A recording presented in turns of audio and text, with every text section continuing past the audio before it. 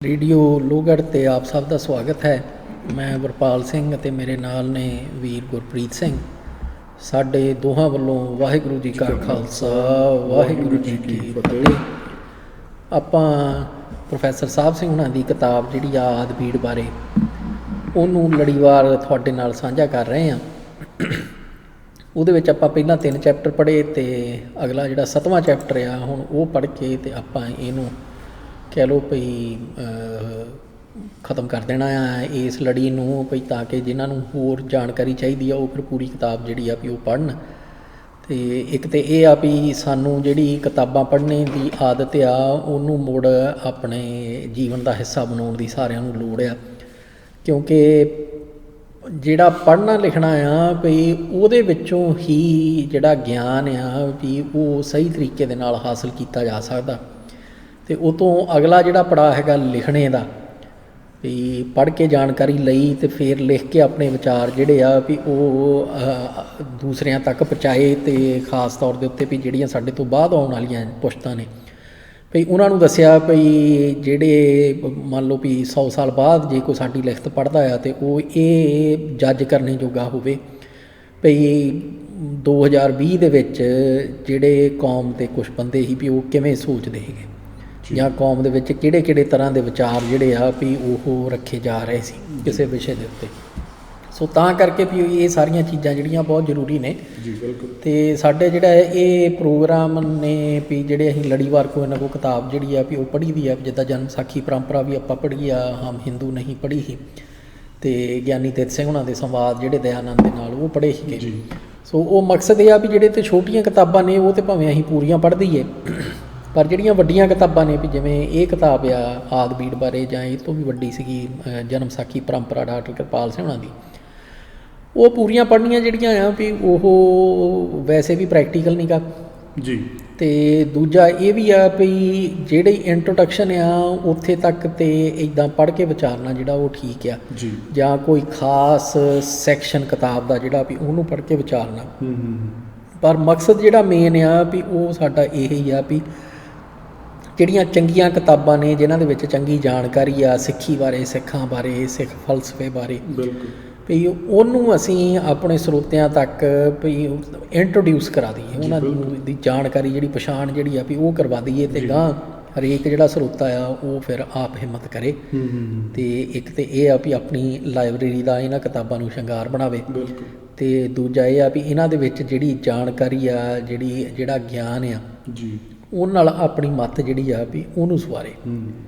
ਅਤੇ ਇਹ ਜਿਹੜਾ ਆ ਵੀ ਮਕਸਦ ਨਾਲ ਅਸੀਂ ਇਹ ਕਿਤਾਬ ਪੜ੍ਹ ਰਹੇ ਹਾਂ। ਹੁਣ ਇਹਦਾ 7ਵਾਂ ਚੈਪਟਰ ਆ ਅਤੇ ਇਹਦਾ ਕੁਛ ਭਾਗ ਆਪਾਂ ਪੜ੍ਹ ਚੁੱਕੇ ਹਾਂ। ਬਿਲਕੁਲ ਭਾਈ। ਅਤੇ ਅੱਗੇ ਆਪਾਂ ਪੜ੍ਹਨਾ ਵੀ ਭਗਤ ਬਾਣੀ ਵਿੱਚ ਪੰਜਾਬੀ ਲਫ਼ਜ਼ ਜਿਹੜੇ ਨੇ। ਬਿਲਕੁਲ ਭਾਈ। ਇਹ ਤੋਂ ਪੜ੍ਹਨ ਤੋਂ ਪਹਿਲਾਂ ਮੈਂ ਵੀ ਇੱਕ ਗੱਲ ਐਡ ਕਰਨਾ ਚਾਹੁੰਦਾ ਸੀਗਾ ਕਿ ਕਿਤਾਬਾਂ ਪੜ੍ਹਨ ਦਾ ਚਲੋ ਰਿਵਾਜ ਸਾਡੀ ਕੌਮ 'ਚ ਘੱਟ ਹੀ ਗਿਆ ਹੈ, ਰਾਈਟ, ਲੇਕਿਨ ਉਹ ਤੋਂ ਪਹਿਲਾਂ ਸਟੈਪ ਇਹ ਵੀ ਹੈ ਕਿ ਉਹਨਾਂ ਨੂੰ ਇਹ ਵੀ ਨਹੀਂ ਪਤਾ ਕਿ ਪੜ੍ਹਨੀਆਂ ਕਿਹੜੀਆਂ ਨੇ। ਬਿਲਕੁਲ। ਅਤੇ ਇਸ ਕਰਕੇ ਇੱਥੋਂ ਖਲਾਰਾ ਵੀ ਬਹੁਤ ਪਾਇਆ ਜਾ ਰਿਹਾ। ਖਲਾਰਾ ਬਹੁਤ ਪਾਇਆ ਜਾ ਰਿਹਾ। ਕੋਸ਼ਿਸ਼ ਕਰਦੇ ਹਾਂ ਕਿ ਉਹਨਾਂ ਕਿਤਾਬਾਂ ਦਾ ਜਿਹੜੇ ਗੁਰੂ ਸਾਹਿਬ ਦੇ ਸਿਧਾਂਤ ਦੇ ਨੇੜੇ ਨੇ ਜਾਂ ਉਹਨਾਂ ਦਾ ਵਧੀਆ ਤਰੀਕੇ ਨਾਲ ਸਿਧਾਂਤ ਨੂੰ ਪ੍ਰੈਜ਼ੈਂਟ ਕਰਦੀਆਂ ਨੇ, ਉਹ ਕਿਤਾਬਾਂ ਇੱਥੋਂ ਆਪਾਂ ਸ਼ੁਰੂ ਕਰੀਏ ਅਤੇ ਉਹਨਾਂ ਨੂੰ ਸਰੋਤਿਆਂ ਤੱਕ ਲੈ ਕੇ ਜਾਈਏ। ਅਤੇ ਉਹ ਲਿਸਟ ਸਰੋਤੇ ਆਪਣੀ ਲਿਸਟਾਂ ਰਾਹੀਂ ਕਿਤਾਬਾਂ ਰਾਹੀਂ ਸਰੋਤੇ ਉਹਨਾਂ ਨੂੰ ਆਪਣੇ ਲਾਇਬ੍ਰੇਰੀ ਦੇ ਵਿੱਚ ਰੱਖਣ। ਅਤੇ ਸਾਡਾ ਇਹ ਵੀ ਗੱਲ ਆ ਵੀ ਜੇ ਇੱਕ ਤਾਂ ਟਾਈਮ ਸੀਮਤ ਆ ਸਾਰਿਆਂ ਕੋਲ, ਜੀ ਬਿਲਕੁਲ, ਅਤੇ ਜੇ ਉਸ ਸੀਮਤ ਟਾਈਮ ਦੇ ਵਿੱਚੋਂ ਟਾਈਮ ਕੱਢ ਕੇ ਕੋਈ ਕਿਤਾਬ ਪੜ੍ਹਨੀ ਸ਼ੁਰੂ ਕੀਤੀ ਜੀ, ਅਤੇ ਉਹ ਕਿਤਾਬ ਨਿਕਲੀ ਜਮਾਂ ਹੀ ਪੁੱਠੀ ਆ। ਅਤੇ ਅਗਲਾ ਜਿਹੜਾ ਆ ਵੀ ਉਹ ਜਿਹੜੀ ਅਗਲੀ ਵਾਰੀ ਹਿੰਮਤ ਕਰੂਗਾ ਅਤੇ ਉਹਦੇ ਵਿੱਚ ਫਿਰ ਉਹ ਇਹੀ ਕਰੂਗਾ ਵੀ ਲੈ ਭਾਈ ਵੀ ਬਿਲਕੁਲ ਨਹੀਂ। ਉਹਦੇ ਵਿੱਚ ਵੀ ਭਾਈ ਇੱਕ ਗੱਲ ਇਹ ਹੋ ਜਾਂਦੀ ਹੈ ਨਾ ਕਿ ਜੇ ਤੁਸੀਂ ਨਵੇਂ ਆ,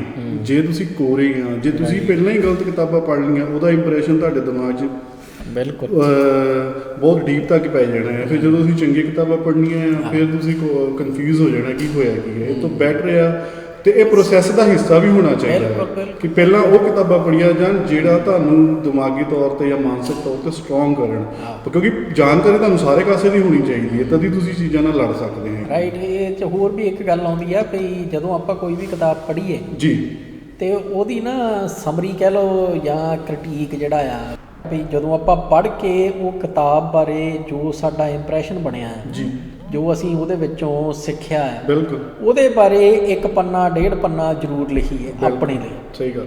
ਤਾਂ ਕਿ ਭਈ ਜ਼ਰੂਰੀ ਨਹੀਂ ਹੁੰਦਾ ਵੀ ਹਰੇਕ ਕਿਤਾਬ ਜਿਹੜੀ ਆ ਵੀ ਉਹ ਸਾਨੂੰ ਚੰਗੀ ਹੀ ਲੱਗਣੀ ਹੈ ਜੀ ਬਿਲਕੁਲ। ਉਹਦੇ ਵਿੱਚ ਜੋ ਚੰਗਾ ਲੱਗਾ ਆਪਾਂ ਉਹ ਮੈਂਸ਼ਨ ਕਰ ਦਿੱਤਾ ਤੇ ਜੋ ਨਹੀਂ ਚੰਗਾ ਲੱਗਾ ਉਹ ਆਪਾਂ ਉਹਦੇ ਵਿੱਚ ਮੈਂਸ਼ਨ ਕਰ ਲਿਆ ਆਪਣੇ ਰਿਕਾਰਡ ਵਾਸਤੇ। ਤੇ ਉਹ ਸਾਰਾ ਕੁਝ ਜਿਹੜਾ ਆ ਵੀ ਉਹ ਬਹੁਤ ਜ਼ਰੂਰੀ ਆ ਵੀ ਤਾਂ ਕਿ ਵੀ ਇੱਕ ਤੇ ਇਹ ਆ ਵੀ ਇੱਥੇ ਜਿੱਦਾਂ ਸਕੂਲਾਂ ਦੇ ਵਿੱਚ ਨਿਆਣਿਆਂ ਨੂੰ ਭਈ 8ਵੀਂ 9ਵੀਂ ਤੋਂ ਹੀ ਕਿਤਾਬਾਂ ਦਾ, ਬਲਕਿ ਇਹ ਤੋਂ ਵੀ ਪਹਿਲਾਂ ਹੀ ਪ੍ਰਾਇਮਰੀ ਸਕੂਲ ਦੇ ਵਿੱਚੋਂ ਹੀ ਕ੍ਰਿਟੀਕ ਉਹ ਲਿਖਣ ਨੂੰ ਕਹਿੰਦੇ ਆ ਜੀ।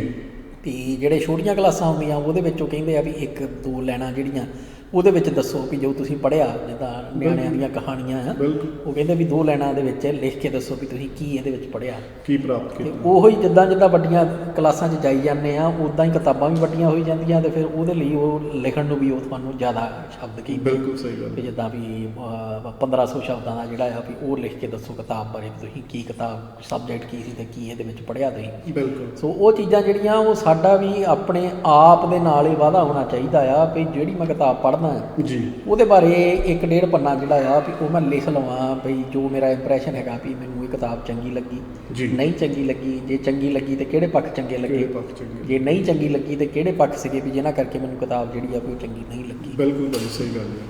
ਤੇ ਕਿਤਾਬ ਨੂੰ ਪੜ੍ਹਦੇ ਹਾਂ ਅੱਗੇ ਉਹ ਲਿਖਦੇ ਹਨ ਕਿ ਭਗਤ ਬਾਣੀ ਵਿੱਚ ਪੰਜਾਬੀ ਲਫ਼ਜ਼। ਹਾਂਜੀ। ਮਿਕਾਲਫ ਭਗਤਾਂ ਦੇ ਸ਼ਬਦਾਂ ਵਿੱਚ ਕਈ ਪੰਜਾਬੀ ਪਦ ਵਰਤੇ ਵੇਖ ਕੇ ਇਹ ਨਤੀਜਾ ਕਰਦਾ ਹੈ ਕਿ ਇਹ ਪੰਜਾਬੀ ਲਫ਼ਜ਼ ਭਗਤਾਂ ਦੇ ਪੰਜਾਬੀ ਸ਼ਰਧਾਲੂਆਂ ਨੇ ਰਲਾ ਲਏ ਹਨ।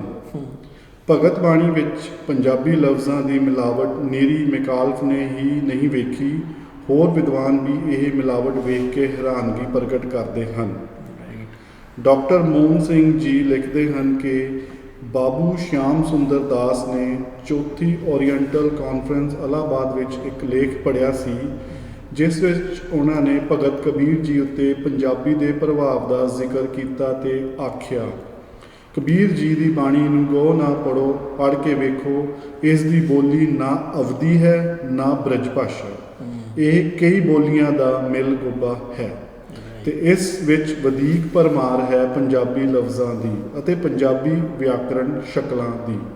ਕਬੀਰ ਜੀ ਬਨਾਰਸ ਵਿੱਚ ਜੰਮੇ ਤੇ ਤਕਰੀਬਨ ਸਾਰੀ ਉਮਰ ਬਨਾਰਸ ਵਿੱਚ ਹੀ ਰਹੇ, ਪਰ ਅਚਰਜ ਗੱਲ ਹੈ ਕਿ ਪੰਜਾਬੀ ਬੋਲੀ ਦਾ ਉਹਨਾਂ ਦੀ ਬਾਣੀ ਤੇ ਇਤਨਾ ਪ੍ਰਭਾਵ ਹੋ ਸਕਦਾ ਹੈ ਕਿ ਉਸ ਦੇ ਧਰਮ ਮਾਪੇ ਕਿਤੇ ਪੰਜਾਬੀ ਟੱਬਰ ਵਿੱਚੋਂ ਹੋਣ ਜਾਂ ਕਬੀਰ ਜੀ ਦੀ ਉਮਰ ਦੇ ਪਹਿਲੇ ਸਾਲ ਪੰਜਾਬੀ ਸਾਧੂਆਂ ਦੀ ਸੰਗਤ ਵਿੱਚ ਲੰਘੇ ਹੋਣ। ਇਹ ਵੀ ਹੋ ਸਕਦਾ ਹੈ ਕਿ ਕਬੀਰ ਜੀ ਦੀ ਬਾਣੀ ਕਿਸੇ ਪੰਜਾਬੀ ਸਾਧੂ ਦੇ ਹੱਥ ਚੜ੍ਹ ਗਈ ਹੋਵੇ ਤੇ ਉਸ ਨੇ ਇਸ ਨੂੰ ਪੰਜਾਬੀ ਰੰਗਤ ਦੇ ਦਿੱਤੀ ਹੋਵੇ। ਅਸੀਂ ਇੱਥੇ ਕਬੀਰ ਜੀ ਦੇ ਜੀਵਨ ਉੱਤੇ ਕੋਈ ਵਿਚਾਰ ਨਹੀਂ ਕਰ ਰਹੇ ਹਾਂ, ਨਹੀਂ ਤਾਂ ਵਿਸਥਾਰ ਨਾਲ ਸਾਬਤ ਕਰ ਦਿੰਦੇ ਕਿ ਕਬੀਰ ਜੀ ਦੇ ਧਰਮ ਮਾਪਿਆਂ ਵਾਲੀ ਕਹਾਣੀ ਨਿਰੋਲ ਮਨ ਘੜਤ ਹੈ। ਇਹ ਨਿਰਣਾ ਪੁਸਤਕ ਭਗਤ ਬਾਣੀ ਸਟੀਕ ਵਿੱਚ ਕਬੀਰ ਜੀ ਦੇ ਜੀਵਨ ਉੱਤੇ ਵਿਚਾਰ ਦੇ ਸੰਬੰਧ ਵਿੱਚ ਖੋਲ੍ਹ ਕੇ ਕੀਤਾ ਗਿਆ ਹੈ। ਕਬੀਰ ਜੀ ਬਨਾਰਸ ਨਿਵਾਸੀ ਹਿੰਦੂ ਜੁਲਾਹੇ ਦੇ ਘਰ ਜੰਮੇ ਤੇ ਉੱਥੇ ਹੀ ਪਲੇ ਸਨ। ਇਹ ਸਵਾਲ ਹੀ ਪੈਦਾ ਨਹੀਂ ਹੁੰਦਾ ਕਿ ਉਹਨਾਂ ਦੇ ਕੋਈ ਧਰਮ ਮਾਪੇ ਸਨ ਤੇ ਉਹ ਧਰਮ ਮਾਪੇ ਕਦੇ ਪੰਜਾਬੋਂ ਆਏ ਸਨ। ਸੋ ਪੰਜਾਬੀ ਲਫ਼ਜ਼ਾਂ ਦੀ ਵਰਤੋਂ ਦਾ ਕਾਰਨ ਕਬੀਰ ਜੀ ਦੇ ਮਾਪੇ ਨਹੀਂ ਹਨ। ਕਬੀਰ ਜੀ ਦੀ ਬਾਣੀ ਦਾ ਕਿਸੇ ਪੰਜਾਬੀ ਸਾਧੂ ਦੇ ਹੱਥ ਚੜ੍ਹ ਜਾਣਾ ਤੇ ਉਸ ਸਾਧੂ ਨੇ ਉਸ ਨੂੰ ਪੰਜਾਬੀ ਰੰਗਤ ਦੇ ਦੇਣੀ, ਇਹ ਦਲੀਲ ਵੀ ਬੜੀ ਕੱਚੀ ਹੈ। ਕਬੀਰ ਜੀ ਦੇ ਜਿਉਂਦਿਆਂ ਹੀ ਉਹਨਾਂ ਨੇ ਸੈਂਕੜੇ ਹਜ਼ਾਰਾਂ ਸ਼ਰਧਾਲੂਆਂ ਨੇ ਉਹਨਾਂ ਦੀ ਬਾਣੀ ਯਾਦ ਕਰ ਲਈ ਹੋਵੇਗੀ ਤੇ ਲਿਖ ਲਈ ਹੋਵੇਗੀ। ਇਹ ਮਿੱਥਣਾ ਕਿ ਕਬੀਰ ਜੀ ਨੇ ਆਪਣੀ ਜ਼ਿੰਦਗੀ ਵਿੱਚ ਆਪਣੀ ਬਾਣੀ ਆਪਣੇ ਪਾਸ ਹੀ ਲੁਕਾ ਰੱਖੀ ਤੇ ਫਿਰ ਕਿਸੇ ਪੰਜਾਬੀ ਸਾਧੂ ਨੇ ਪੰਜਾਬੀ ਰੰਗਣ ਦੇ ਕੇ ਕਬੀਰ ਜੀ ਦੇ ਸ਼ਰਧਾਲੂਆਂ ਵਿੱਚ ਪ੍ਰਚਲਿਤ ਕੀਤੀ, ਇੱਕ ਬੜੀ ਅਣਹੋਣੀ ਜਿਹੀ ਮਿੱਥ ਹੈ। ਠੀਕ ਹੈ ਜੀ। ਤੇ ਅੱਗੇ ਫਿਰ ਉਹ ਲਿਖਦੇ ਹਨ, ਪੰਜਾਬੀ ਲਫ਼ਜ਼ਾਂ ਦੀ ਭਰਮਾਰ ਦਾ ਕਾਰਨ। ਕਬੀਰ ਜੀ ਦੀ ਬਾਣੀ ਵਿੱਚ ਪੰਜਾਬੀ ਲਫ਼ਜ਼ਾਂ ਦੀ ਭਰਮਾਰ ਦਾ ਅਸਲ ਕਾਰਨ ਡਾਕਟਰ ਮੋਹਨ ਸਿੰਘ ਜੀ ਦੱਸਦੇ ਹਨ ਕਿ ਪੰਜਾਬ ਦੇ ਗੋਰਖ ਪੰਥੀ ਸਾਧੂਆਂ ਤੇ ਬਾਬਾ ਫਰੀਦ ਜੀ ਦੇ ਸ਼ਰਧਾਲੂ ਮੁਸਲਮਾਨ ਸੂਫੀ ਫਕੀਰਾਂ ਦਾ ਉੱਧਰ ਬਹੁਤ ਪ੍ਰਚਾਰ ਸੀ। ਗੋਰਖ ਪੰਥੀ ਸਾਧੂ ਤਾਂ ਭਾਰਤ ਵਿੱਚ ਹੀ ਖਿਲਰੇ ਹੋਏ ਸਨ। ਪਹਿਲੀ ਉਦਾਸੀ ਸਮੇਂ ਜਦੋਂ ਗੁਰੂ ਨਾਨਕ ਦੇਵ ਜੀ ਹਿੰਦੂ ਤੀਰਥਾਂ 'ਤੇ ਗਏ ਤਾਂ ਕਈ ਥਾਈ ਜੋਗੀਆਂ ਦੇ ਮੱਠਾਂ ਤੇ ਵੀ ਅਪੜੇ। ਜੋਗੀਆਂ ਨਾਲ ਚਰਚਾ ਵੀ ਹੁੰਦੀ ਰਹੀ। ਉਹਨਾਂ ਮੱਠਾਂ ਵਿੱਚ ਉਸ ਸਮੇਂ ਗੋਰਖ ਮਤਾ ਬਹੁਤ ਪ੍ਰਸਿੱਧ ਸੀ, ਜਿਸ ਦਾ ਹੁਣ ਨਾਮ ਨਾਨਕ ਮਤਾ ਹੈ। ਗੋਰਖਨਾਥ ਤੇ ਚੌਰੰਗੀਨਾਥ 9ਵੀਂ 10ਵੀਂ ਸਦੀ ਵਿੱਚ ਹੋਏ ਸਨ। ਚਰਪਟਨਾਥ ਵੀ 10ਵੀਂ ਸਦੀ ਵਿੱਚ ਚੰਬਾ ਰਿਆਸਤ ਵਿੱਚ ਹੋਏ ਹਨ। ਇਹਨਾਂ ਦੀ ਬਾਣੀ ਕਵਿਤਾ ਵਿੱਚ ਸੀ ਤੇ ਜ਼ਿਆਦਾਤਰ ਰਾਮਕਲੀ ਰਾਗ ਵਿੱਚ। ਇਹ ਕੁਦਰਤੀ ਗੱਲ ਸੀ ਕਿ ਜਿੱਥੇ ਜਿੱਥੇ ਜੋਗੀਆਂ ਦਾ ਰਸੂਖ ਬਣਿਆ, ਉੱਥੇ ਉੱਥੇ ਉਹਨਾਂ ਦੀ ਬਾਣੀ ਦਾ ਵੀ ਪ੍ਰਚਾਰ ਹੁੰਦਾ। ਇਹ ਜੋਗੀ ਪੰਜਾਬ ਨਿਵਾਸੀ ਸਨ। ਕੁਦਰਤੀ ਤੌਰ ਤੇ ਇਹਨਾਂ ਦੀ ਥਾਂ ਵੀ ਉਸ ਸਮੇਂ ਦੀ ਪੰਜਾਬੀ ਬੋਲੀ ਵਿੱਚ ਸੀ।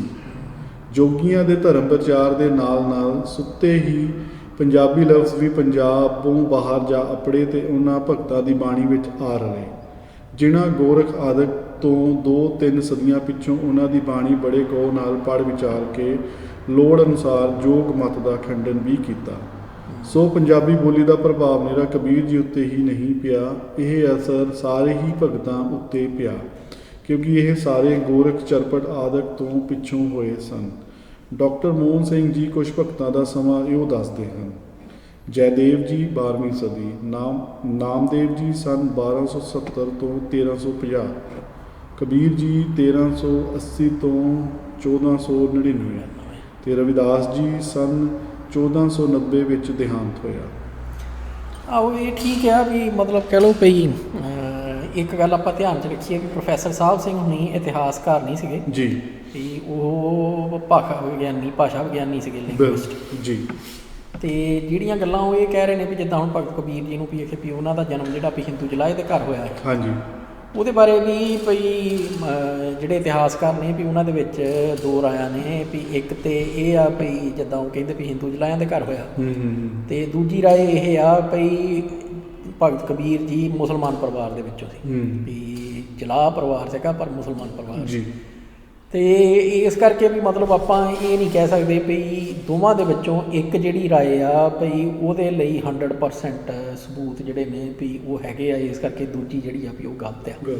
ਸੋ ਦੋਵਾਂ ਦੇ ਬਾਰੇ ਸਬੂਤ ਜਿਹੜੇ ਨੇ ਵੀ ਉਹ ਉਸੇ ਹਿਸਾਬ ਦੇ ਨੇ ਵੀ ਉਹ ਸਬੂਤ ਇੱਦਾਂ ਹੀ ਨੇ ਵੀ ਜਿਹਨੂੰ ਕੰਟੈਂਪਰਰੀ ਅਕਾਊਂਟ ਕਹਿੰਦੇ ਆ ਜੀ, ਬਿਲਕੁਲ। ਲਿਖਤਾਂ ਜਿਹੜੀਆਂ ਵੀ ਜੇ ਹਿਸਾਬ ਨਾਲ ਵੀ ਕਰਦੀਆਂ ਵੀ ਉਹਦੇ ਵਿੱਚ ਦੂਜੀ ਗੱਲ ਇਹ ਵੀ ਆ ਜਾਂਦੀ ਆ ਵੀ ਜਿੱਦਾਂ ਗੁਰੂ ਨਾਨਕ ਪਾਤਸ਼ਾਹ ਬਾਰੇ ਵੀ ਇਹ ਪ੍ਰਚਲਿਤ ਹੋ ਗਈਆਂ ਸਾਖੀਆਂ ਵੀ ਜੀ ਮੁਸਲਮਾਨ ਵੀ ਉਹਨਾਂ ਨੂੰ ਆਪਣਾ ਮੰਨਦੇ ਸੀ ਤੇ ਹਿੰਦੂ ਵੀ ਆਪਣਾ ਮੰਨਦੇ ਸੀ। ਵੀ ਭਗਤ ਕਬੀਰ ਜੀ ਬਾਰੇ ਵੀ ਇੱਦਾਂ ਹੀ ਆ ਵੀ ਮੁਸਲਮਾਨ ਉਹਨਾਂ ਨੂੰ ਆਪਣਾ ਮੰਨਦੇ ਸੀ ਤੇ ਹਿੰਦੂ ਵੀ ਉਹਨਾਂ ਨੂੰ ਆਪਣਾ ਮੰਨਦੇ ਸੀ। ਤੇ ਉਹ ਜਿਹੜੀਆਂ ਚੀਜ਼ਾਂ ਨੇ ਵੀ ਉਹ ਵੀ ਆਪਾਂ ਵਿਚਾਰ 'ਚ ਰੱਖੀਏ, ਪਰ ਜਿਹੜੀ ਸਿੱਖਾਂ ਲਈ ਆ ਉਹ ਇਹਦੀ ਇਸ ਗੱਲ ਦੀ ਕੋਈ ਮਹੱਤਤਾ ਨਹੀਂ ਗੀ ਵੀ ਉਹ ਹਿੰਦੂ ਪਰਿਵਾਰ 'ਚੋਂ ਸੀਗੇ ਕਿ ਮੁਸਲਮਾਨ ਪਰਿਵਾਰ 'ਚੋਂ ਸੀਗੇ। ਸੋ ਇਸ ਕਰਕੇ ਵੀ ਸਾਡੇ ਲਈ ਜਿਹੜੀਆਂ ਉਹ ਲਿਖਤਾਂ ਨੇ ਉਹ ਗੁਰੂ ਦਾ ਦਰਜਾ ਰੱਖਦੀਆਂ ਨੇ। ਤੇ ਦੂਜੀ ਗੱਲ ਜਿਹੜੀ ਆ ਵੀ ਉਹ ਜਿਹੜਾ ਕਹਿੰਦੇ ਨੇ ਨਾ ਵੀ ਇਹ ਜਿਹੜੇ ਨਾਥ ਯੋਗੀ ਸੀਗੇ ਜੀ, ਉਹ ਪੰਜਾਬ ਦੇ ਵਿੱਚੋਂ ਆਏ ਸੀ ਤੇ ਉਹਨਾਂ ਨੇ ਜਿਹੜੀ ਪੰਜਾਬੀ ਲੈਂਗੁਏਜ ਆ ਵੀ ਉਹਦਾ ਪ੍ਰਸਾਰ ਕੀਤਾ ਇਹਨਾਂ ਦੇ ਵਿੱਚ। ਭਈ ਉਹ ਕਿਸੇ ਹੱਦ ਤੱਕ ਠੀਕ ਹੋ ਸਕਦੀ ਆ, ਪਰ ਆਪਾਂ ਇਸ ਚੀਜ਼ ਨੂੰ ਨਹੀਂ ਇਗਨੋਰ ਕਰ ਸਕਦੇ ਵੀ ਜਿਹੜੀ ਆਪਾਂ ਪਿਛਲੇ ਪ੍ਰੋਗਰਾਮ ਦੇ ਵਿੱਚ ਗੱਲ ਕੀਤੀ ਵੀ ਜਿਹੜੇ ਵਣਜਾਰੇ ਸੀਗੇ ਸਿਕਲੀਗਰ ਵਣਜਾਰੇ ਜਿਹੜੇ ਆ ਵੀ ਉਹ ਲੈਂਗੁਏਜ ਜਿਹੜੀ ਆ ਇੱਕ ਇਲਾਕੇ ਦੀ ਦੂਜੇ ਇਲਾਕੇ ਵਿੱਚ ਲੈ ਕੇ ਜਾਂਦੇ ਜੀ, ਬਿਲਕੁਲ, ਕਿਉਂਕਿ ਉੱਥੇ ਦੇ ਬੰਦਿਆਂ ਦੇ ਨਾਲ ਉਹ ਗੱਲਬਾਤ ਕਰਦੇ ਸੀ, ਉੱਥੇ ਦੇ ਬੰਦੇ ਵਣਜਾਰਿਆਂ ਸਿਕਲੀਗਰਾਂ ਦੇ ਨਾਲ ਗੱਲ ਕਰਦੇ ਸੀ। ਹੁਣ ਜਿਹੜੀ ਚੀਜ਼ ਇਸ ਦੇ ਵਿੱਚ ਜ਼ਿਆਦਾ ਮਹੱਤਵਪੂਰਨ ਹੋ ਜਾਂਦੀ ਆ ਉਹ ਇਹ ਆ ਭਈ ਸਿਕਲੀਗਰ ਤੇ ਵਣਜਾਰੇ ਜਿਹੜੇ ਆ ਉਹ ਵਸਤਾਂ ਦਾ ਦੂਸਰਾ ਜਿਹੜਾ ਆ ਵਪਾਰ ਉਹ ਕਰਦੇ। ਬਿਲਕੁਲ। ਵਸਤਾਂ ਬਣਾਉਣ ਵਾਲੇ ਕੌਣ ਸੀਗੇ? ਜਲਾਏ, ਚਮਾਰ ਜੀ ਤੇ ਹੋਰ ਤਰਖਾਣ ਕਾਰੀਗਰ ਸਾਰੇ ਜਿਹੜੇ ਯਾਨੀ ਕਿ ਜਿਹੜੇ ਹੱਥੀਂ ਕੰਮ ਕਰ ਰਹੇ। ਬਿਲਕੁਲ। ਔਰ ਉਹੋ ਹੀ ਹੱਥੀਂ ਕੰਮ ਕਰਨ ਵਾਲੇ ਜਿਹੜੇ ਆ ਉਹ ਬਹੁਤੇ ਭਗਤ ਨੇ। ਵੀ ਭਗਤ ਰਵਿਦਾਸ ਜੀ ਜੁੱਤੀਆਂ ਬਣਾਉਂਦੇ ਨੇ, ਭਗਤ ਕਬੀਰ ਜੀ ਕੱਪੜਾ ਬੁਣਦੇ ਨੇ, ਬਿਲਕੁਲ। ਜਿੰਨੇ ਦੂਸਰੇ ਆਪਣੇ ਭਗਤ ਨਾਮਦੇਵ ਜੀ ਸ਼ੀਂਬੇ ਸੀਗੇ ਜੀ। ਸੋ ਉਹ ਸਾਰਾ ਕੁਝ ਜਿਹੜਾ ਆ ਵੀ ਉਹ ਜਿਹੜੇ ਕਹਿ ਲਓ ਭਈ ਬਰਾਦਰੀ ਦੇ ਨਾਲ ਸੰਬੰਧਿਤ ਨੇ, ਬਾਣੀ ਦੇ ਵਿੱਚੋਂ ਹੀ ਇਹ ਪ੍ਰਮਾਣ ਮਿਲ ਜਾਂਦੇ ਨੇ ਵੀ ਉਹ ਆਪਣਾ ਜਿਹੜਾ ਜੱਦੀ ਕੰਮ ਆ ਉਹ ਨਾਲ ਕਰ ਰਹੇ ਸੀ ਜੀ। ਸੋ ਇਹਦਾ ਮਤਲਬ ਆ ਵੀ ਪੂਰੀ ਗੁੰਜਾਇਸ਼ ਆ ਵੀ ਉਹਨਾਂ ਦਾ ਵਾਹ ਵਾਸਤਾ ਜਿਹੜਾ ਆ ਉਹ ਵਣਜਾਰਿਆਂ ਸਿੱਖਲੀਗਰਾਂ ਦੇ ਨਾਲ ਪੈ ਰਿਹਾ ਸੀ। ਬਿਲਕੁਲ। ਸੋ ਇਸ ਕਰਕੇ ਮਤਲਬ ਭਈ ਉੱਥੇ ਵੀ ਕਹਿ ਲਓ ਵੀ ਇਹ ਦੋ ਜਿਹੜੀਆਂ ਆ ਭਈ ਥਿਊਰੀਆਂ ਕੰਮ ਕਰ ਸਕਦੀਆਂ ਆ ਵੀ ਇੱਕ ਤੇ ਇਹ ਆ ਵੀ ਜਿਹੜੇ ਹੋਰ ਰੱਬ ਦੇ ਬੰਦੇ ਸੀਗੇ ਜਦੋਂ ਉਹਨਾਂ ਦੇ ਨਾਲ ਤੁਸੀਂ ਵਿਚਾਰ ਕਰ ਰਹੇ ਆ ਤੇ ਉਹਦੀ ਇੱਕ ਆਪਣੀ ਲੈਂਗੁਏਜ। ਬਿਲਕੁਲ ਸਹੀ ਗੱਲ। ਤੇ ਦੂਜੀ ਹੈਗੀ ਆ ਵੀ ਜਦੋਂ ਤੁਸੀਂ ਵਪਾਰੀਆਂ ਦੇ ਨਾਲ ਵਪਾਰ ਕਰ ਰਹੇ ਆ ਉਹਨਾਂ ਦੀ ਆਪਣੀ ਲੈਂਗੁਏਜ। ਸੋ ਉਹ ਸਾਰਾ ਕੁਝ ਜਿਹੜਾ ਆ ਵੀ ਇਹ ਉਹਨਾਂ ਚੀਜ਼ਾਂ ਨੂੰ ਸੰਕੇਤ ਕਰਦਾ ਆ ਵੀ ਜਿਹੜੀ ਕਾਮਨ ਸ਼ਬਦਾਵਲੀ ਆ ਸਾਂਝੀ ਸ਼ਬਦਾਵਲੀ ਜਿਹੜੀ ਭਗਤਾਂ ਦੀ ਬਾਣੀ ਦੇ ਵਿੱਚ ਤੇ ਗੁਰੂ ਸਾਹਿਬਾਨਾਂ ਦੀ ਬਾਣੀ ਦੇ ਵਿੱਚ ਜੀ ਦਿਖਦੀ ਆ ਜੀ, ਉਹ ਕਿੱਥੋਂ ਆਈ ਆ, ਕਿਵੇਂ ਉਹ ਡਿਵੈਲਪ ਹੋਈ ਹੈ ਜੀ। ਬਿਲਕੁਲ। ਸੋ ਉਹਦੇ ਵਿੱਚ ਇਹ ਸਾਰੇ ਜਿਹੜੇ ਤੱਥ ਆ ਵੀ ਇਹ ਵਿਚਾਰਨੇ ਜ਼ਰੂਰੀ ਹੋ ਜਾਂਦੇ ਆ। ਬਿਲਕੁਲ ਨਹੀਂ ਭਾਈ, ਜਿੱਦਾਂ ਹੁਣ ਸਭ ਤੋਂ ਸਟਾਰਟਿੰਗ ਦੇ ਵਿੱਚ ਜਿੱਦਾਂ ਇਹਨਾਂ ਨੇ ਸ਼ੁਰੂਆਤ ਹੀ ਇਸ ਹਿਸਾਬ ਨਾਲ ਕੀਤੀ ਨਾ, ਜਿਹੜਾ ਮੈਕਾਲਫੇ ਇਹ ਕਹਿ ਰਿਹਾ ਹੈ ਕਿ ਜਿਹੜੇ ਪੰਜਾਬੀ ਦੇ ਪਦ ਆ ਉਹ ਪੰਜਾਬ ਦੇ ਵਿੱਚ ਜਿਹੜੇ ਭਗਤ ਸੀਗੇ ਉਹਨਾਂ ਦੁਆਰਾ ਦਰਜ ਹੋ ਗਏ। ਰਾਈਟ। ਜਿਹੜਾ ਕਿ ਬਿਲਕੁਲ ਵੀ ਜਦੋਂ ਤੁਸੀਂ ਥੱਲੇ ਦਲੀਲ ਦੇ ਪੜ੍ਹਦੇ ਆ ਜਿਹੜੀ ਪ੍ਰੋਫੈਸਰ ਸਾਹਿਬ ਸਿੰਘ ਨੇ ਦੱਸੀ ਹੈ ਜਿੱਦਾਂ ਹੁਣ ਤੁਸੀਂ ਜ਼ਿਕਰ ਕੀਤਾ ਹੈ, ਉਹ ਫਿਰ ਦਲੀਲ ਆਪਣੇ ਆਪ ਹੀ ਉਹਦੀ ਹਵਾ ਨਿਕਲ ਜਾਂਦੀ ਹੈ। ਬਿਲਕੁਲ। ਦੂਜੀ ਗੱਲ ਇਹ ਵੀ ਆ ਜਾਂਦੀ ਆ ਬਈ ਜਿਹੜਾ ਇਸ ਵੇਲੇ ਆਪਾਂ ਜੋ ਆਲੇ ਦੁਆਲੇ ਦੇਖ ਰਹੇ ਹਾਂ ਨਾ ਜੀ, ਉਹਨੂੰ ਜਦੋਂ ਆਪਾਂ ਅੱਜ ਤੋਂ 500 ਸਾਲ ਪਹਿਲਾਂ ਦੇ ਉੱਤੇ ਲਾਵਾਂਗੇ ਬਿਲਕੁਲ, ਤੇ ਫਿਰ ਅਸੀਂ ਗਲਤੀ ਉੱਥੇ ਖਾ ਜਾਣੀ ਆ ਭਈ ਅੱਜ ਜਿਹੜੀ ਕੋਈ ਵੀ ਜ਼ਬਾਨ ਆ ਕੋਈ ਵੀ ਭਾਸ਼ਾ ਆ ਜੀ, ਉਹਦੀਆਂ ਪੂਰੀਆਂ ਐਨ ਨਾ ਵੀ ਮਿੱਥੀਆਂ ਹੋਈਆਂ ਹੱਦਾਂ ਨੇ। ਬਿਲਕੁਲ। ਭਈ ਜਿੱਦਾਂ ਜੀ ਹਰਿਆਣੇ ਦੇ ਵਿੱਚ ਹਰਿਆਣਵੀ ਬੋਲੀ ਜਾ ਰਹੀ ਹੈ, ਪੰਜਾਬ ਦੇ ਵਿੱਚ ਜੀ ਪੰਜਾਬੀ ਬੋਲੀ ਜਾ ਰਹੀ ਆ, ਤੇ ਜਾਂ ਇੱਧਰ ਰਾਜਸਥਾਨ ਦੇ ਵਿੱਚ ਹਿੰਦੀ ਬੋਲੀ ਜਾ ਰਹੀ ਹੈ ਜੀ, ਯੂਪੀ 'ਚ ਹਿੰਦੀ ਬੋਲੀ ਜਾ ਰਹੀ ਹੈ। ਉਹ ਇਸ ਕਰਕੇ ਭਈ ਜਿਹੜਾ ਸਕੂਲੀ ਸਿਸਟਮ ਆ ਹਰਿਆਣੇ ਦਾ ਜਿਹੜਾ ਸਕੂਲੀ ਸਿਸਟਮ ਆ ਉਹਦੀਆਂ ਹੱਦਾਂ ਪੂਰੀਆਂ ਐਨ ਹਰਿਆਣਾ ਬੋਰਡ ਦੇ ਅੰਦਰ ਮਿੱਥੀਆਂ ਹੋਈਆਂ। ਬਿਲਕੁਲ। ਜਿਹੜਾ ਪੰਜਾਬ ਦਾ ਸਕੂਲੀ ਸਿਸਟਮ ਉਹਦੀਆਂ ਹੱਦਾਂ ਪੂਰੀਆਂ ਮਿੱਥੀਆਂ ਹੋਈਆਂ। ਬਿਲਕੁਲ। ਹੁਣ ਜਦੋਂ ਉਹਨਾਂ ਹੱਦਾਂ ਦੇ ਅੰਦਰ ਇੱਕ ਸਿੰਗਲ ਲੈਂਗੁਏਜ ਜਿਹੜੀ ਆ ਉਹ ਸਿੰਗਲ ਜਿਹੜਾ ਸਿਸਟਮ ਆ ਵਿਆਕਰਣ ਆ ਤੇ ਜਿਹੜੇ ਰੂਲ ਨੇ ਉਹਨਾਂ ਦੇ ਅਧੀਨ ਪੜ੍ਹਾਈ ਜਾ ਰਹੀ ਆ, ਇਹਦਾ ਮਤਲਬ ਆ ਵੀ ਉਹ ਕਿਸੇ ਵੀ ਕੋਨੇ ਦੇ ਵਿੱਚ ਪੜ੍ਹਾਈ ਜਾਵੇ ਉਹਦਾ ਰੂਪ ਸੇਮ ਹੋਵੇ। ਜਦ ਕਿ ਅੱਜ ਕੱਲ੍ਹ ਦੇ ਸਕੂਲੀ ਸਿਸਟਮ ਤੋਂ ਪਹਿਲਾਂ ਇੱਦਾਂ ਦਾ ਕਿਸੇ ਵੀ ਜ਼ਬਾਨ ਦਾ ਕੋਈ ਵੀ ਮਿੱਥਿਆ ਹੋਇਆ ਏਰੀਆ ਹੈ ਨਹੀਂ ਸੀ। ਸਹੀ ਗੱਲ। ਇਹ ਨਹੀਂ ਤੁਸੀਂ ਕਹਿ ਸਕਦੇ ਵੀ ਆਹ ਜਿਹੜਾ ਖੇਤਰ ਹੈ ਨਾ ਵੀ ਆਹ ਜਿਹੜੇ 10 ਪਿੰਡ ਨੇ ਇਹਨਾਂ ਦੇ ਵਿੱਚ ਜੀ ਆਹ ਲੈਂਗੁਏਜ ਜਿਹੜੀ ਆ ਇਹ ਬੋਲੀ ਜਾ ਰਹੀ ਹੈ। ਉਹ ਈਵਨ ਉਹ 10 ਪਿੰਡਾਂ ਦੇ ਵਿੱਚ ਵੀ ਜਿਹੜਾ ਬਿਲਕੁਲ ਦੱਖਣ ਵਾਲਾ ਪਿੰਡ ਆ ਉਹਦੀ ਬਿਲਕੁਲ ਉੱਤਰ ਵਾਲੇ ਪਿੰਡ ਦੇ ਤੋਂ ਆਪਸ ਵਿੱਚ ਲੈਂਗੁਏਜ ਜਿਹੜੀ ਆ ਉਹ ਵੀ ਮੈਚ ਨਹੀਂ ਪੂਰੀ ਹੋਣੀ ਵੀ ਉਹਦੇ ਵਿੱਚ ਵੀ ਵੱਖਰੇਵੇਂ ਹੋਣੇ। ਬਿਲਕੁਲ। ਔਰ ਉਹ ਜਿਹੜੀ ਆਪਾਂ ਫਿਰ ਜਦੋਂ ਇਹ ਗੱਲ ਕਰਦੇ ਆ ਵੀ ਗੁਰੂ ਨਾਨਕ ਪਾਤਸ਼ਾਹ ਨੇ ਜਿੱਥੇ ਜਿੱਥੇ ਵੀ ਗੁਰੂ ਨਾਨਕ ਪਾਤਸ਼ਾਹ ਗਏ ਆ ਉੱਥੇ ਦੇ ਲੋਕਾਂ ਦੇ ਨਾਲ ਉਹਨਾਂ ਨੇ ਨਾ ਸਿਰਫ ਵਿਚਾਰਾਂ ਕੀਤੀਆਂ ਬਲਕਿ ਜਦੋਂ ਆਪਾਂ ਬਾਣੀ ਵੇਖਦੇ ਹਾਂ ਬਾਣੀ ਦੇ ਵਿੱਚ ਵੀ ਇਲਾਕੇ ਦੀ ਲੈਂਗੁਏਜ ਜ਼ੁਬਾਨ ਦਾ ਜਿਹੜਾ ਪ੍ਰਭਾਵ ਆ ਸ਼ਬਦਾਵਲੀ ਦਾ ਫਰਕ ਜਿਹੜਾ ਉੱਥੋਂ ਪਤਾ ਲੱਗ ਜਾਂਦਾ ਆ ਵੀ ਆਹ ਜਿਹੜੇ ਸ਼ਬਦ ਨੇ ਜਾਂ ਆਹ ਜਿਹੜੇ ਵਿਚਾਰ ਨੇ ਇਹ ਗੁਰੂ ਪਾਤਸ਼ਾਹ ਨੇ ਲਿਖਤੀ ਰੂਪ ਦੇ ਵਿੱਚ ਐਸ ਉਦਾਸੀ ਦੇ ਰਾਹੀਂ ਐਸ ਉਦਾਸੀ ਦੇ ਦੌਰਾਨ ਭਈ ਇਹਨਾਂ ਇਲਾਕਿਆਂ ਦੇ ਵਿੱਚ ਵੀ ਲਿਖੇ ਜਾਪਦੇ ਆ। 100% ਨਹੀਂ ਕਹਿ ਸਕਦੇ ਹੁੰਦੇ ਪਰ ਫਿਰ ਵੀ ਉੱਥੋਂ ਪਤਾ ਲੱਗ ਜਾਂਦਾ ਜਿੱਦਾਂ ਜਿਹੜੀ ਅਰਬੀ ਜ਼ਬਾਨ ਦੀ ਆ ਵੀ ਉਹ ਸ਼ਬਦ ਹੈਗੇ ਆ, ਸੰਸਕ੍ਰਿਤ ਜ਼ਬਾਨ ਦੇ ਸ਼ਬਦ ਹੈਗੇ ਆ ਵੀ ਜਿਹਦੇ ਵਿੱਚ ਸ਼ਬਦਾਵਲੀ ਜਿਹੜੀ ਆ ਵੀ ਉਹ ਵਰਤੀ ਜਾ ਰਹੀ ਆ। ਫਿਰ ਫਾਰਸੀ ਦੇ ਹੈਗੇ ਆ, ਫਿਰ ਈਵਨ ਪਾਲੀ ਜਿਹੜੀ ਆ ਵੀ ਜਦੋਂ ਸ੍ਰੀਲੰਕਾ ਨੂੰ ਗਏ ਆ ਉਹਦੇ ਜਿਹੜੇ ਆ ਵੀ ਉਹ ਸ਼ਬਦ ਮਿਲ ਜਾਂਦੇ ਆ। ਦੱਖਣੀ ਓਂਕਾਰ ਜਿਹੜਾ ਹੈ ਵੀ ਉਹਦੇ ਵਿੱਚ ਦੱਖਣ ਦੀਆਂ ਜਿਹੜੀਆਂ ਜ਼ਬਾਨਾਂ ਨੇ ਵੀ ਉਹ ਉਹਨਾਂ ਦੀ ਸ਼ਬਦਾਵਲੀ ਮਿਲਦੀ ਆ।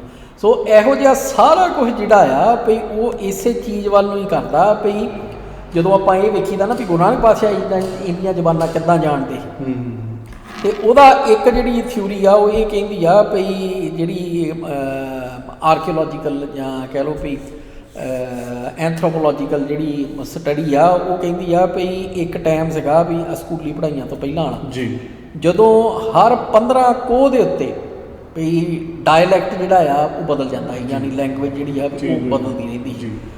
ਤੇ ਉਹਨਾਂ ਜ਼ਮਾਨਿਆਂ ਦੇ ਵਿੱਚ ਇਹ ਨਹੀਂ ਸੀਗਾ ਵੀ ਇੱਕ ਥਾਂ ਦੇ ਉੱਤੇ ਤੁਸੀਂ ਬੱਸ ਜਾਂ ਗੱਡੀ 'ਚ ਬੈਠੇ ਆ ਜਾਂ ਜਹਾਜ਼ 'ਚ ਬੈਠੇ ਆ ਦੂਜੀ ਥਾਂ ਤੇ ਉਤਰ ਗਏ। ਸੋ ਜਿੱਥੋਂ ਚੜ੍ਹੇ ਆ ਉੱਥੇ ਲੈਂਗੁਏਜ ਬਿਲਕੁਲ ਵੱਖਰੀ ਆ, ਜਿੱਥੇ ਉਤਰੇ ਆ ਉੱਥੇ ਬਿਲਕੁਲ ਵੱਖਰੀ ਆ। ਉੱਥੇ ਤੇ ਸਾਰਾ ਕੋਈ ਪੈਦਲ ਜਾ ਰਹੇ ਸੀ।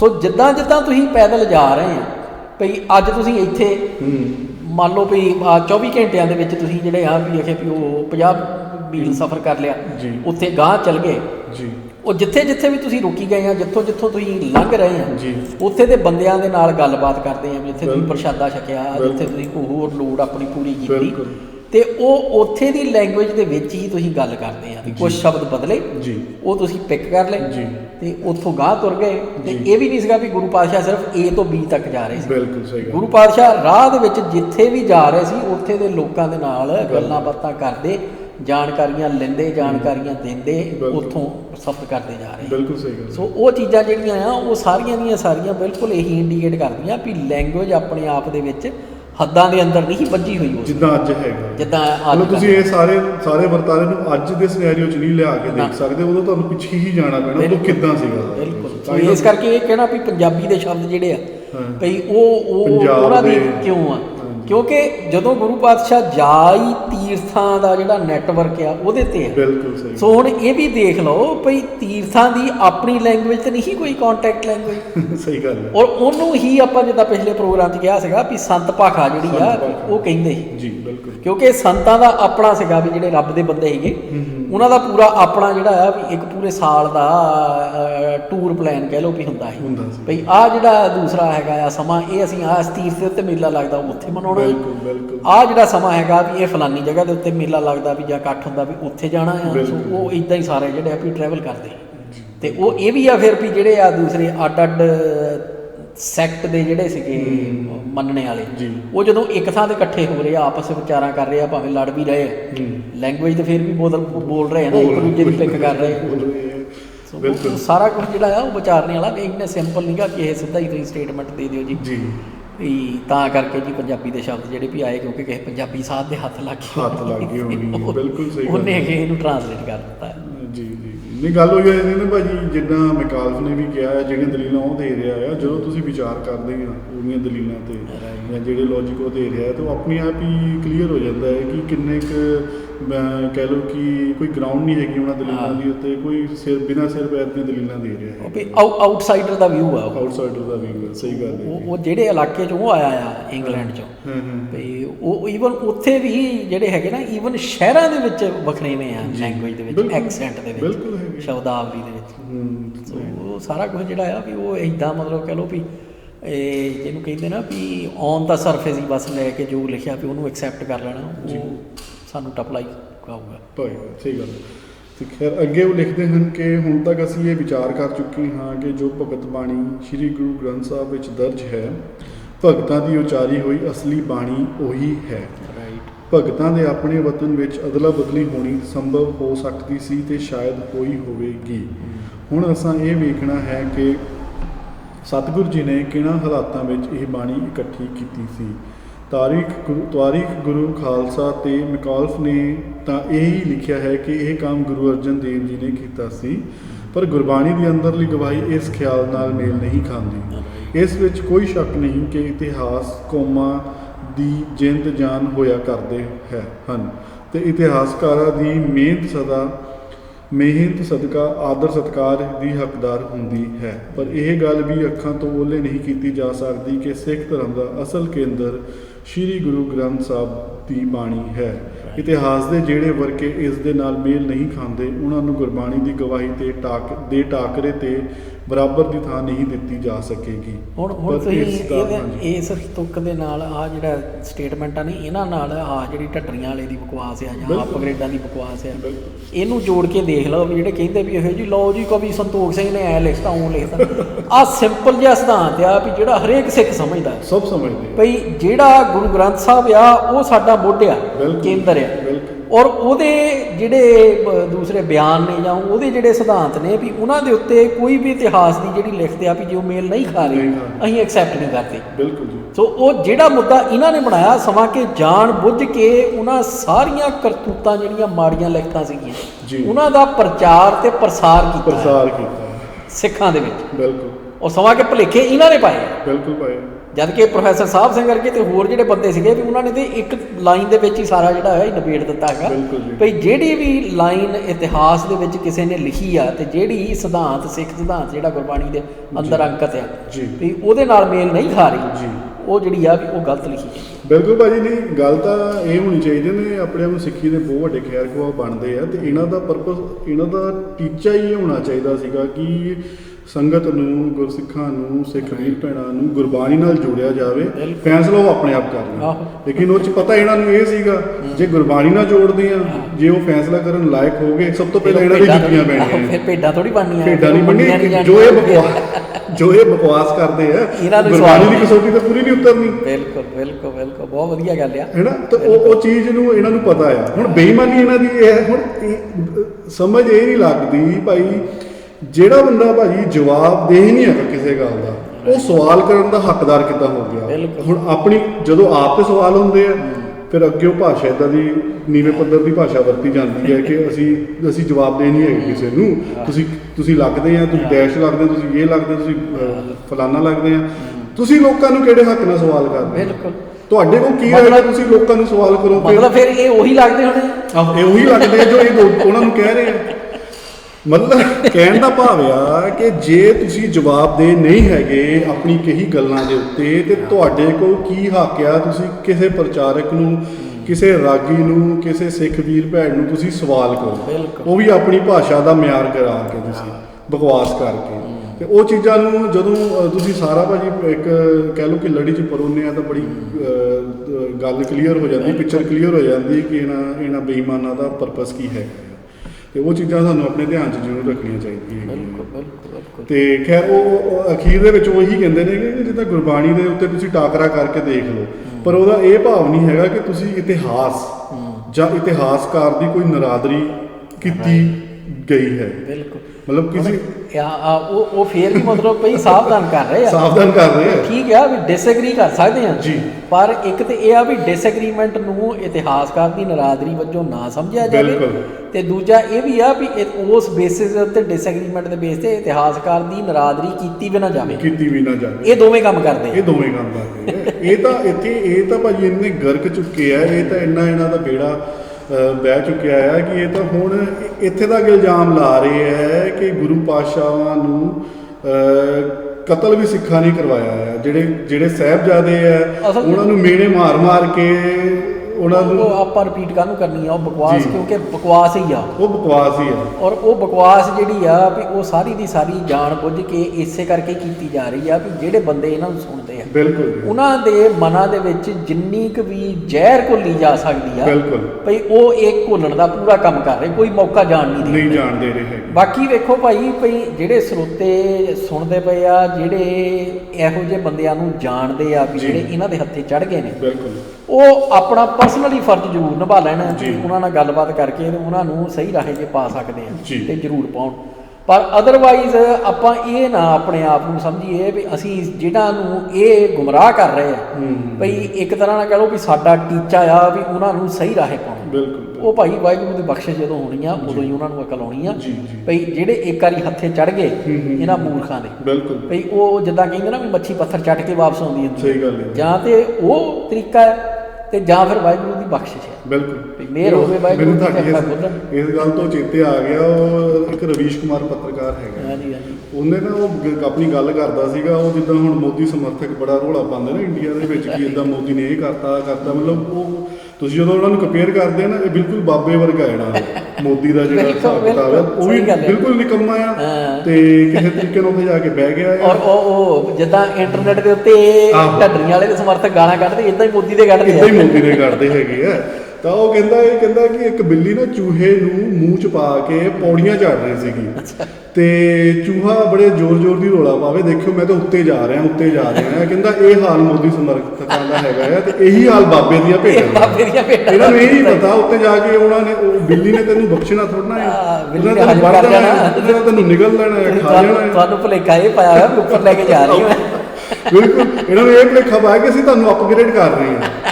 ਇਹ ਨਹੀਂ ਪਤਾ ਕਿ ਤੁਸੀਂ ਅਪਗ੍ਰੇਡ ਨਹੀਂ ਹੋ ਰਹੇ, ਉਹ ਤੁਹਾਨੂੰ ਮੁੰਨਣ ਦੀ ਤਿਆਰੀ ਕਰ ਰਹੇ ਆ, ਜਿੱਦਾਂ ਜਿਹੜਾ ਲੋਲੀਪੌਪ ਦਿੰਦੇ ਨਾ ਖੁਦ ਮੁਖਤਿਆਰੀ ਵਾਲਾ। ਬਿਲਕੁਲ ਭਾਜੀ, ਕੋਈ ਵੀ ਚੀਜ਼ ਆ ਜਦ ਤੱਕ ਉਹਨੂੰ ਟੈਸਟ ਨਹੀਂ ਕਰੋਗੇ ਤੁਹਾਨੂੰ ਕਲੀਅਰ ਕਿੱਦਾਂ ਹੋਊਗੀ। ਹੁਣ ਤੁਹਾਨੂੰ ਕਹਿ ਰਿਹਾ ਖੁਦ ਮੁਖਤਿਆਰੀ ਦਿੱਤੀ ਤੁਹਾਨੂੰ, ਇੱਕ ਸਵਾਲ ਕਰਕੇ ਦੇਖ ਲਓ ਕਿ ਬਾਬੇ ਨੂੰ ਕਰ ਲਓ, ਚਾਹੇ ਆ ਜਿਹੜਾ ਨਿਊਜ਼ੀਲੈਂਡ 'ਚ ਬੈਠਾ ਹੈ ਰਾਜ ਦਾ ਏਜੰਟ, ਇਹਨੂੰ ਕਰਕੇ ਦੇਖ ਲਿਓ, ਫਿਰ ਤਮਾਸ਼ਾ ਦੇਖਿਓ ਖੁਦ ਮੁਖਤਿਆਰੀ ਕਿੱਦਾਂ ਉਹਦੇ ਉਹ ਕਿੱਦਾਂ ਉਹਦੇ ਪਾਜ ਉਗੜਦੇ ਖੁਦ ਮੁਖਤਿਆਰੀ ਦਿੱਤੀ ਜਿਹੜੀ ਤੁਹਾਨੂੰ ਇਹਨਾਂ ਨੇ ਤਾਂ ਕਿਉਂਕਿ ਉਹ ਤੋਂ ਕਲੀਅਰ ਹੁੰਦਾ ਹੈ ਨਾ ਕਿ ਇਹਨਾਂ ਦੀਆਂ ਜਿਹੜੇ ਮਗਰ ਲੱਗੇ ਆ ਉਹ ਸਿਰਫ ਅੱਖਾਂ ਬੰਦ ਕਰਕੇ ਆਪਣਾ ਬ੍ਰੇਨ ਵਾਸ਼ ਕਰਾ ਕੇ ਇਹਨਾਂ ਦੇ ਮਗਰ ਲੱਗੇ ਆ। ਇਹਨਾਂ ਨੂੰ ਇਹ ਨਹੀਂ ਪਤਾ ਕਿ ਉਹਨਾਂ ਨੇ ਤੁਹਾਨੂੰ ਲਿਜਾ ਕੇ ਸੁੱਟਣਾ ਕਿੱਥੇ ਹੈਗਾ।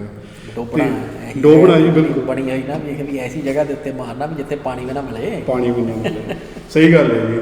ਤੇ ਅਸੀਂ ਤਾਂ ਚਲੋ ਅਸੀਂ ਆਪਣਾ ਇੱਥੋਂ ਜਿੰਨਾ ਕਿ ਸਾਡਾ ਅਸੀਂ ਆਪਣੇ ਇਸ ਮਾਧਿਅਮ ਰਾਹੀਂ ਸਾਡਾ ਫਰਜ਼ ਆ ਆਪਣਾ ਸੁਚੇਤ ਕਰਨਾ, ਜਿਹੜਾ ਗਲਤ ਆ ਉਹਦੇ ਜਿਹੜਾ ਕੋਈ ਚੁੰਗਲ 'ਚ ਫਸ ਰਿਹਾ ਆ ਤੇ ਕਿਸੇ ਤਰੀਕੇ ਨਾਲ ਸੁਚੇਤ ਕਰੀਏ ਭਾਈ ਇਹ ਬੰਦੇ ਗਲਤ ਆ, ਇਹਨਾਂ ਨੇ ਤੁਹਾਨੂੰ ਅੱਗੇ ਲਿਜਾ ਕੇ ਤੁਹਾਨੂੰ ਮੰਨਣਾ ਹੀ ਆ ਤੇ ਤੁਹਾਡੇ ਜਦੋਂ ਤੁਸੀਂ ਮੰਨੇਗੇ ਉਹਨਾਂ ਦਾ ਮਤਲਬ ਪੂਰਾ ਹੋ ਗਿਆ, ਫਿਰ ਤੁਹਾਨੂੰ ਉਹਨਾਂ ਨੇ ਪਰੇ ਕਰ ਦੇਣਾ ਆ। ਤੇ ਖੈਰ ਅੱਗੇ ਉਹ ਫਿਰ ਦੱਸਦੇ ਹਨ ਭਗਤ ਬਾਣੀ ਤੇ ਗੁਰਬਾਣੀ ਦਾ ਸੰਬੰਧ ਕਦੋਂ ਤੋਂ। ਤੇ ਮੈਨੂੰ ਲੱਗਦਾ ਭਾਈ ਆਪਾਂ ਅਗਲੇ ਹਫਤੇ ਕਰ ਲਈਏ ਕਿਉਂਕਿ ਸਾਡਾ ਕਰ ਲੈਂਦੇ ਨਵਾਂ ਵਿਚਾਰ ਜਿਹੜਾ ਆ ਵੀ ਇਹ ਤੁਰਨਾ ਆ ਤੇ ਕਿਉਂਕਿ ਸਮਾਂ ਵੀ ਸਾਡਾ ਲਗਭਗ ਹੋ ਹੀ ਗਿਆ ਆ। ਠੀਕ ਹੈ ਤੇ ਇਹਨੂੰ ਆਪਾਂ ਇੱਥੇ ਹੀ ਆਪਾਂ ਇੰਨਾ ਕੁ ਜ਼ਰੂਰ ਮਤਲਬ ਇਹਨੂੰ ਸਮ ਅਪ ਕਰ ਦਿੰਦੇ ਆ ਵੀ ਜਿਹੜੀ ਭਾਸ਼ਾ ਆ ਜੀ, ਭਾਸ਼ਾ ਨੂੰ ਅੱਜ ਕੱਲ੍ਹ ਦੀ ਭਾਸ਼ਾ ਦਾ ਜੋ ਸਿਚੁਏਸ਼ਨ ਹੈਗੀ ਆ ਉਹਨੂੰ 500 ਸਾਲ ਪਹਿਲਾਂ ਵਾਲੇ ਦੇ ਉੱਤੇ ਲਾਉਣਾ ਜਿਹੜਾ ਆ ਬਿਲਕੁਲ ਜੇ ਅਸੀਂ ਉਹ ਕਰਾਂਗੇ ਤੇ ਟਪਲਾ ਖਾਣਾ ਜਿਹੜਾ ਆ ਵੀ ਉਹ ਲਾਜ਼ਮੀ ਹੈਗਾ। ਉਹਦੇ ਵਿੱਚ ਜਿਹੜੇ ਮੁੱਖ ਕਹਿ ਲਓ ਵੀ ਨੁਕਤੇ ਜਿਹੜੇ ਵਿਚਾਰਨੇ ਵਾਲੇ ਆ, ਇੱਕ ਤੇ ਇਹ ਆ ਵੀ ਇੱਦਾਂ ਦਾ ਕੋਈ ਸਿਸਟਮ ਹੈ ਨਹੀਂ ਸੀਗਾ ਵੀ ਜਿਹਦੇ ਵਿੱਚ ਇਲਾਕਿਆਂ ਦੀ ਭਾਸ਼ਾ ਜਿਹੜੀ ਆ ਉਹ ਇੱਕਸਾਰ ਕੀਤੀ ਜਾਂਦੀ ਹੋਵੇ, ਜਦ ਕਿ ਅੱਜ ਕੱਲ੍ਹ ਵੀ ਜਿਹੜੀ ਸਕੂਲੀ ਪੜ੍ਹਾਈ ਆ ਉਹਨੇ ਇਹ ਇੱਕਸਾਰਤਾ ਲਿਆਤੀ ਆ ਜਿਹੜੀ ਪੋਜ਼ਿਟਿਵ ਨਹੀਂ। ਬਿਲਕੁਲ ਵੀ ਉਹ ਨਾ ਪੱਖੀ ਆ ਕਿਉਂਕਿ ਇਸ ਕਰਕੇ ਵੀ ਜਿੱਦਾਂ ਹੁਣ ਆਮ ਜਦੋਂ ਅੰਮ੍ਰਿਤਸਰ ਨੂੰ ਵੱਲ ਨੂੰ ਜਾਈਏ ਤੇ ਉੱਧਰ ਇਹ ਕਿਹਾ ਜਾਂਦਾ ਵੀ ਇਹ ਵੀ ਜੇ ਕੋਈ ਕਹ ਲਓ ਵੀ ਇਹ ਕੂੰਦਾ ਨਹੀਂ, ਹੁਣ ਉਹ ਬਾਣੀ ਦੇ ਵਿੱਚ ਆਉਂਦਾ ਸ਼ਬਦ ਇਹ ਕੂਣਾ, ਪਰ ਉੱਦਾਂ ਕੋਈ ਸਮਝਦਾ ਨਹੀਂਗਾ ਜਿੰਨੀ ਦੇਰ ਉਹਨੂੰ ਦੱਸਿਆ ਨਾ ਜਾਵੇ ਵੀ ਕੂਣ ਦਾ ਮਤਲਬ ਜਾਂ ਕੂੰਦਾ ਨਹੀਂ ਇਹਦਾ ਕੀ ਮਤਲਬ ਹੈ, ਯਾਨੀ ਬੁਲਾਉਂਦਾ ਨਹੀਂ ਜਾਂ ਬੋਲਦਾ ਨਹੀਂ। ਸੋ ਹੁਣ ਉਹੋ ਜਿਹੀ ਜਿਹੜੀ ਆ ਵੀ ਇੱਕ ਤੇ ਇਹ ਵੀ ਜਦੋਂ ਇੱਕਸਾਰਤਾ ਲਿਆਂਦੀ ਤੇ ਇਹੋ ਜਿਹੇ ਜਿਹੜੇ ਸ਼ਬਦ ਜਿਹੜੇ ਭਾਸ਼ਾ ਨੂੰ ਐਨਰਿਚ ਕਰਦੇ ਸੀ, ਅਮੀਰ ਬਣਾਉਂਦੇ ਸੀ, ਉਹ ਹੌਲੀ ਹੌਲੀ ਕਰਕੇ ਉਹਨਾਂ ਨੇ ਭਾਸ਼ਾ ਦੀ ਜਿਹੜੀ ਸ਼ਬਦਾਵਲੀ ਆ ਵੀ ਉਹਨੂੰ ਸੁੰਗੜ ਦਿੱਤਾ ਵੀ ਉਹ ਜਿਹੜੀ ਸੁੰਗੜ ਗਈ ਆ। ਹੁਣ ਉਹਨੂੰ ਵਧਾਉਣਾ ਜਿਹੜਾ ਆ ਉਹ ਇੱਕ ਬਹੁਤ ਵੱਡਾ ਕੰਮ ਬਣ ਗਿਆ ਵੀ ਜਦ ਕਿ ਅੱਗੇ ਸਹਿਜੇ ਹੀ ਜਿਹੜੀ ਆ ਵੀ ਉਹ ਇੱਦਾਂ ਜਿਹੜੀ ਵੋਕੈਬਲਰੀ ਆ ਸ਼ਬਦਾਵਲੀ ਆ ਉਹ ਫੈਲਦੀ। ਹੁਣ ਉਹ ਮੁਹਤਾਜ ਹੋ ਗਈ ਆ ਵੀ ਕਿਤਾਬਾਂ ਦੀ, ਜੇ ਕਿਤਾਬਾਂ ਦੇ ਵਿੱਚ ਸ਼ਬਦਾਵਲੀ ਨਹੀਂ ਵਰਤੀ ਜਾ ਰਹੀ ਤੇ ਉਹ ਅੱਗੇ ਨਹੀਂ ਪਹੁੰਚਣੀ। ਸੋ ਉਹ ਸਾਰਾ ਕੁਝ ਜਿਹੜਾ ਆ ਵੀ ਇਹ ਸਾਡੇ ਵਿਚਾਰਨੇ ਦਾ ਕਾਰਨ ਹੋਣਾ ਚਾਹੀਦਾ। ਖਾਸ ਤੌਰ 'ਤੇ ਜਦੋਂ ਅਸੀਂ ਇਹ ਵੇਖਦੇ ਹਾਂ ਵੀ ਜਿੱਦਾਂ ਨਵੀਆਂ ਜਿਹੜੇ ਨਵੇਂ ਗਿਆਨ ਦੇ ਖੇਤਰ ਨੇ ਉਹ ਵਿਕਸਿਤ ਹੋ ਰਹੇ ਨੇ ਵੀ ਜਿਵੇਂ ਕੰਪਿਊਟਰ ਸਾਇੰਸ ਆ ਜਾਂ ਦੂਸਰੀ ਪੁਲਾੜੀ ਵਿਗਿਆਨ ਆ ਵੀ ਸਪੇਸ ਸਾਇੰਸ ਆ। ਹੁਣ ਉਹਦੇ ਲਈ ਜਿਹੜੀਆਂ ਸਪੈਸੀਫਿਕ ਖਾਸ ਜਿਹੜੇ ਸ਼ਬਦ ਘੜੇ ਗਏ ਨੇ ਉਹ ਇੱਕ ਖਾਸ ਜਿਹੜੇ ਸੰਕਲਪ ਨੇ ਉਹਨਾਂ ਲਈ ਉਹਦਾ ਜਿਹੜਾ ਪੰਜਾਬੀ ਜਿਹੜੇ ਕਹ ਲਓ ਵੀ ਬਰਾਬਰ ਦੇ ਸ਼ਬਦ ਨੇ ਤੇ ਉਹ ਹੈ ਨਹੀਂ ਕਿਤੇ ਵੀ। ਤੇ ਮਾਊਸ ਨੂੰ ਤੁਸੀਂ ਕੀ ਕਹੋਗੇ, ਕੰਪਿਊਟਰ ਨੂੰ ਕੀ ਕਹੋਗੇ, ਲੈਪਟਾਪ ਨੂੰ ਕੀ ਕਹੋਗੇ, ਕੁਝ ਵੀ ਨਹੀਂ ਹੈਗਾ।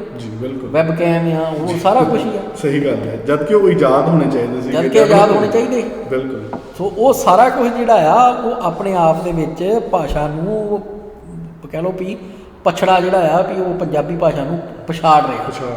ਸੋ ਉਹ ਚੀਜ਼ਾਂ ਜਿਹੜੀਆਂ ਆ ਵੀ ਉਹ ਸਾਡੀ ਚਿੰਤਾ ਦਾ ਕਾਰਨ ਹੋਣੀਆਂ ਚਾਹੀਦੀਆਂ ਔਰ ਜੋ ਆਪਾਂ ਵਿਚਾਰ ਰਹੇ ਹਾਂ ਵੀ ਉਹਦੇ ਵਿੱਚੋਂ ਸਾਨੂੰ ਇਹ ਨੁਕਤੇ ਜਿਹੜੇ ਆ ਵੀ ਇਹ ਵੀ ਨਾਲ ਇਹਦੇ ਬਾਰੇ ਵੀ ਚਿੰਤਤ ਜਿਹੜਾ ਆ ਵੀ ਉਹ ਹੋਣਾ ਜ਼ਰੂਰੀ ਹੈ। ਬਿਲਕੁਲ ਹੋਣਾ ਜ਼ਰੂਰੀ ਹੈ ਭਾਈ, ਲਾਜ਼ਮੀ ਹੋਣਾ ਵੀ ਚਾਹੀਦਾ ਹੈ।